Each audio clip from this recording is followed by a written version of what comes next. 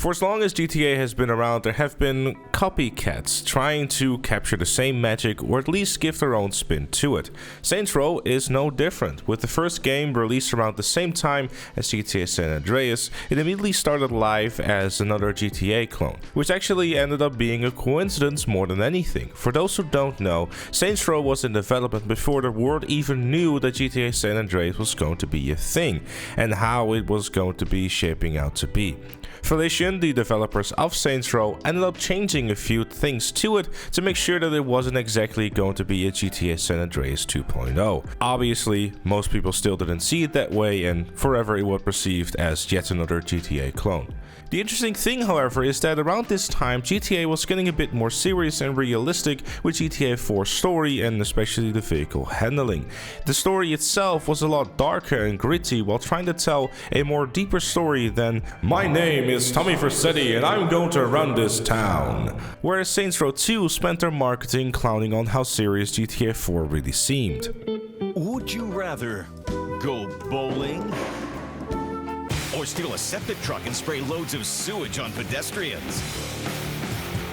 The Saints Row franchise has never taken itself too serious, and I'm happy for it. Obviously, the previous game or two have gone a bit overboard, and it's really where most of the people know Saints Row for nowadays. Because Saints Row 3, in terms of sales number, as far as I'm aware, is still the most popular one. But if you ask the hardcore fans of the franchise, they would definitely want to see another Saints Row 2, because most would argue it's the best one. Hey, you look different. You do something with your hair? Personally, I never minded the over-the-top nature of Saints Row, for the simple reason that it makes the game feel unique and just kinda stands out from the rest of them. Stuff like insurance fraud, mayhem, and all those other mini-games you get to do aside from the main missions have always been the highlight of the Saints Row games. The developers just seem to focus on having as much fun with the game as you can, while still trying to give you the freedom to approach it in whatever way that you want to do it, with a main character that doesn't really take no for an answer, and the FU attitude that goes along with it. Now, the landscape of the industry is very much different. Saints Row is still going to be Saints Row, or so it looks like from the current media that's been shown thus far. Whereas GTA Online is taking a 180 from its original concept of keeping stuff somewhat realistic. Though in recent years and updates, they've definitely reeled it back a bit to how most people would argue it should be. This could be to Saints Row's benefits when it launches in August. People have mostly grown tired of the Harry Potter broomsticks in GTA Online, and at the time of recording, GTA Online is also a little bit stale and dry. With the infrequency of updates of like 2 updates a year in GTA Online, people are just hungry for a new GTA experience. But the only option at the moment is set to 2 new DLCs a year, which is probably going to start dropping again sometime in July. Which is probably similar to the previous updates, and we will probably be over and done with them within a week, at least if you're a longer term player. So this is where Saints Row could capitalize on. The game is shaping up to be something that focuses on just having some good old-fashioned fun, and not take itself too serious, and hopefully we might get a decent story too.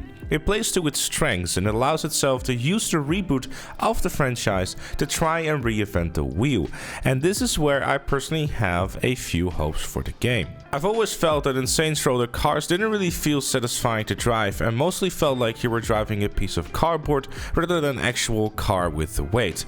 It always felt like you were kinda driving a feather, and I do fear, however, that with the inclusion of the jetpack, the vehicles in the game once again will be made redundant. If you remember in Saints Row 4, as soon as you got the superpowers, there really was no sort of reason to use a car or vehicle at all, because you could just fly and jump everywhere much quicker. The fact that there's only 80 vehicles in the game probably won't offer a lot of variety either. To me it seems like they've gone for a smaller amount of vehicles and have each of those individual vehicles have so much customizations that they will just feel and look a lot different like their standard components, and thus making it feel like there are more vehicles in the game than there actually are. But of course, again, I'm happy to be proven wrong, and hopefully with this customization stuff will look a lot more interesting. From a control point of view, Saints Row has always done the shooting perfectly fine. There's a radical and, third-person shooting, it's totally fine, and I really have nothing to say about it.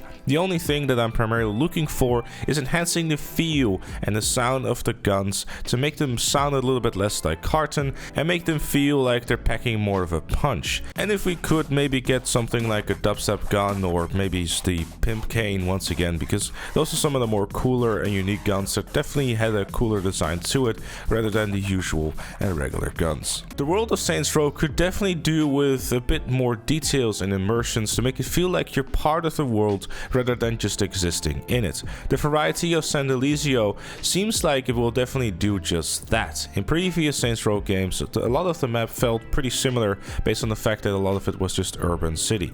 Here's hoping that the new game will definitely change that. I feel like a lot of the old Saints Row games were held back by the platforms that they were released on. And in a way, me naming the hopes for the game thus far are all based on the games released at least 8 years ago. There never was a Saints Row game released on the PS4, Xbox One, unless you want to count Get Out of Hell. The next gen consoles will hopefully allow the developers to bring more depth and richness to the game, and hopefully, if there's still a bit of time, make the characters look a little bit less like plastic. One thing I have to say though is that if there's something that is a massive shame about Saints Row, is that there is no online multiplayer. It would be the perfect alternative to GTA Online that the industry as a whole so desperately needs. GTA Online needs competition, and I've said it before and I'll say it again. GTA Online needs competition. Co-op in Saints Row is nice, but full-scale multiplayer in a game like Saints Row? Why wasn't this thought about? Why hasn't this been talked about yet? It makes perfect sense for a Saints Row game to have at the very least free roam to mess around with your friends. Adding a couple of simple game modes like team deathmatch, races, or maybe go as far as to have competitive insurance fraud or mayhem matches in free roam, like you have in GTA Online with free roam events. Saints Row does not limit itself to something being too over the top or crazy, so they can come up with whatever they want, add it to the game, and people would just be like, it's Saints Row, let's have some fun. So I'm really hoping that Volution is keeping the online multiplayer as a secret, and it's a surprise still left to reveal. Even if it's going to be launched a few weeks after launch of the game, I'd still be thrilled to go and check it out. Because again, please, we need something different than GTA Online in the industry, so we can have online multiplayer like that, but then different than just something fresh, because GTA 6 is very far away. I can no longer take it! Anyways, those are some of my thoughts. Of course, I'd love to know what you think down in the comment section down below. Leave a like if you enjoyed, subscribe for more, and if you really like what you see on the channel, make sure to become a member like Chloe, Robert, Mama Dakota, and Shapeshift Gaming. Thank you again for watching, and I'll see you all later.